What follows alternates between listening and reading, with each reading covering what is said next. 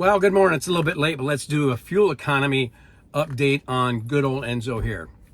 30, 60, 90 days are all 2.24 or above, if I have that in my memory correctly. A lifetime average has come up to 9.74. That's another 2/100ths of a mile per gallon.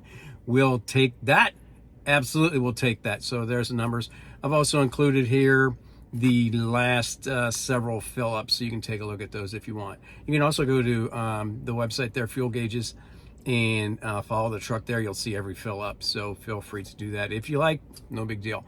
I want to talk about the load that I just did. I'm going to show you the weight right here, and then I'm going to show you the fuel economy off the dash right here. So those are numbers, 10.1. So that is deadheading from Phoenix, Arizona to Tucson, Arizona, where I picked up a load that grossed me out at 75.5. So that's a heavy load. Now the trip from Tucson to Frankfort, Indiana, where I delivered this load, in fact, I'm delivering it right now, was I-10 to 70 to 54 to 40 to 44 to 70, then up into Indianapolis and north on 65, and here I am in Frankfort. You'll see 10.1. The first day wasn't so good, elevation climb almost the whole way. The second day we were well over 11 with coming back down off the Continental Divide, and then some ups and downs. That was a little rough. The phone mount broke and everything dropped. So we'll take it from this angle. Ups and downs the third day. Averaged right about 10.1. I drove another 60 miles this morning, ended the whole trip at 10.1.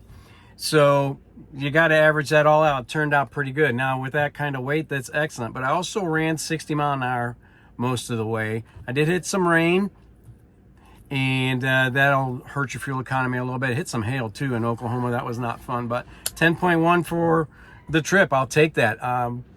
That's what's bringing that average up, and had good weather other than that rain. Temperature was good. So just wanted to show you I don't want to say an average trip, but it's a general trip. It just grabbed one. I started at the beginning of the week and just delivered it. So I cleared all the numbers. So that's what they are dash. Now the dash can be a little bit off, but I have found that with this truck, the dash is usually within 1 or 2/10 of a mile per gallon. Could be up, could be down. A lot of that depends on where the pump clicks off, right, when you get done fueling up, and also how much fuel you use when you're on the bunk heater. I did run the bunk heater one night because it did get a little bit chilly. So actually the fuel economy might be a little bit higher, might be a little bit lower, but not much. We're right around 10 miles a gallon for that load. I can't give you an exact number because I didn't fill up at the beginning and then fill up at the end. That's not how it works out here.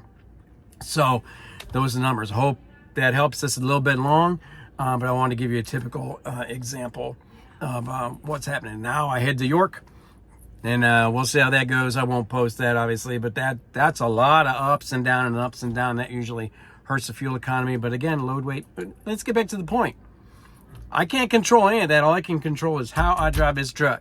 So think about if you're just incentivizing MPG, you might be shortchanging drivers a little bit. Have a great day. Be safe. And by the way, if you haven't picked up your 3 pieces a day, why don't you do that? We'll see you. Be safe. Later.